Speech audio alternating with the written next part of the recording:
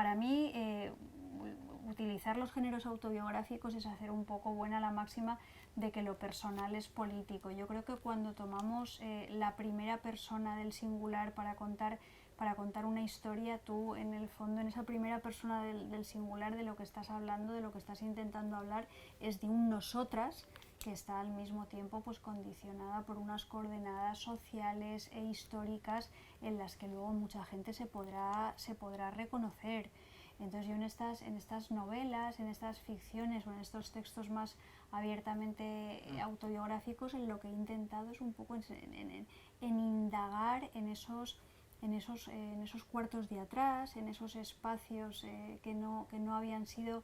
iluminados por la gran literatura, para un poco pues ahondar en la posibilidad de que lo femenino sea universal, porque es que es algo que literariamente tampoco se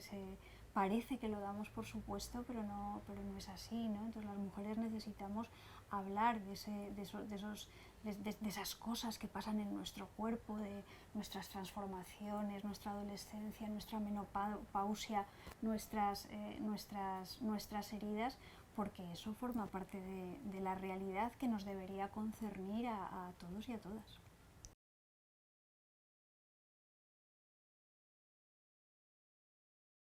A mí la literatura que me suele interesar es la literatura que habla de las cosas que duelen. Aunque lo hagas a través de un filtro humorístico, aunque lo hagas de una manera aparentemente amable, a mí la literatura que me termina interesando es la que habla de la herida, de la cicatriz. Yo trabajo siempre con esa metáfora en que el texto es un cuerpo y el cuerpo es un texto, y me parecía que el trabajo literario con el cuerpo de las mujeres estaba reflejando un poco lo que habían sido su posición en la historia, sus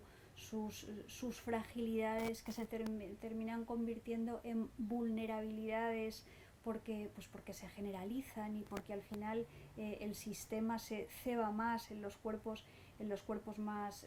cansados. Entonces todas esas heridas, todas esas máculas, todas esas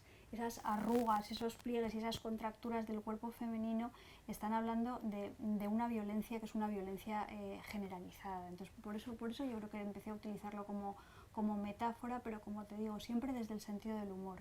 También yo me doy cuenta de que cuando trabajo con mi cuerpo a menudo lo hago desde una perspectiva autoparódica, viendo un poco cómo los pequeños dolores ridículos al final a lo mejor no son ni tan pequeños ni tan ridículos, o tu disconformidad con el cuerpo que se construye contra el canon establecido pues es mucho más importante de lo que a priori pudiera parecer. Eso es lo que a mí me interesa contar.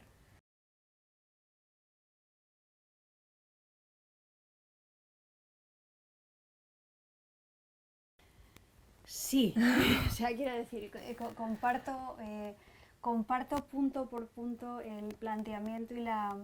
formulación de tu pregunta. Yo creo que cuando estamos hablando de las cosas que nos duelen, o cuando estamos hablando de los asuntos que pueden resultar más tristes, más sórdidos, menos edificantes, que no estén expresando ahí una alegría de vivir inmensa y una confianza desmesurada en el género humano, al final lo que tú estás manifestando con esa escritura, con ese sacar hacia afuera todo ese caos interior y esa incertidumbre, lo que estás expresando es tu confianza en la palabra literaria como un mecanismo que te permite comunicarte con los demás, establecer una conversación que de algún modo pues pueda repercutir en la transformación de lo público. A mí cuando la gente dice, no, es que la literatura no sirve para nada, bueno, a lo mejor no sirve para nada desde un punto de vista práctico, inmediato, pero al final todas las palabras literarias las metabolizamos, forman parte de nuestro cuerpo, forman parte de nuestra manera de entender la realidad. No hay ningún discurso que tú puedas introducir en el espacio de lo público que al final no vaya a repercutir de algún modo, ¿no? Entonces, claro, en ese gesto, en ese movimiento, en esa escritura hay mucho optimismo, y por eso yo siempre apelo a Gramsci, a Antonio Gramsci, que hablaba precisamente del pesimismo del pensamiento y el optimismo de la voluntad. Para mí la escritura tiene mucho que ver con ese optimismo de la voluntad. Y también pienso, claro, que cuando hablamos de la esperanza y de todas estas cosas, creo que la utopía no se construye única y exclusivamente con terrones de azúcar, que tenemos muchas veces que mirar hacia lo oscuro, que tenemos que mirar hacia las grietas, porque esa es la manera de que al final podamos llenar la botella.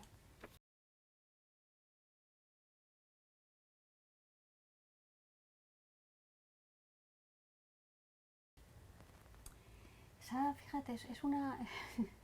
es una pregunta que en realidad nunca me he terminado de plantear, desde luego de responder, no, porque a veces ni siquiera me la planteo, ¿no? A mí lo que me resulta muy enriquecedor es cuando me doy cuenta de que más allá de lo que han podido ser tus intenciones o más allá de lo que tú has ido descubriendo en el propio proceso de escritura, luego al otro lado hay un lector o una lectora que saca de tu texto cosas que estaban en tu texto y sobre las que tú no habías pensado previamente, que tú no habías premeditado,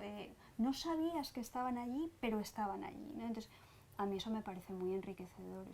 esos lectores son valiosísimos, esas lectoras son absolutamente impagables, y yo eso me lo encuentro muchas veces cuando participo, que lo hago con mucha frecuencia, en clubes de lectura, en encuentros en universidades como el que he tenido aquí con vosotras, y es maravilloso cuando los lectores y las lectoras no son solamente clientes y clientas que lo que están pidiendo es que su dinero haya resultado rentable desde el punto de vista de lo que un libro les ha tranquilizado, autoayuda, o desde el punto de vista de lo que les ha divertido, y pues esto es maravilloso y muy reconfortante.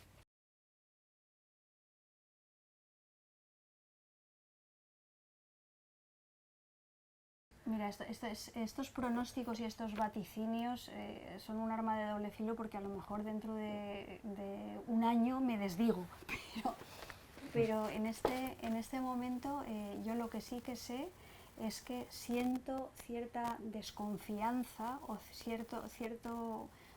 desapego a, a algunos géneros narrativos. Sí. Me estoy despegando bastante de lo que son las fórmulas de la narratividad. Me siento más, me siento, siento que lo que yo quiero compartir, o los lugares de las preguntas que yo puedo formular, están más en el territorio de lo poético, o están más en géneros más experimentales que todavía no sé ni siquiera si existen. Pero tengo cierta desconfianza hacia las fórmulas narrativas, quizá porque las fórmulas narrativas han derivado hacia ciertos lugares próximos a la escritura periodística, que a mí como escritora pues me interesan menos.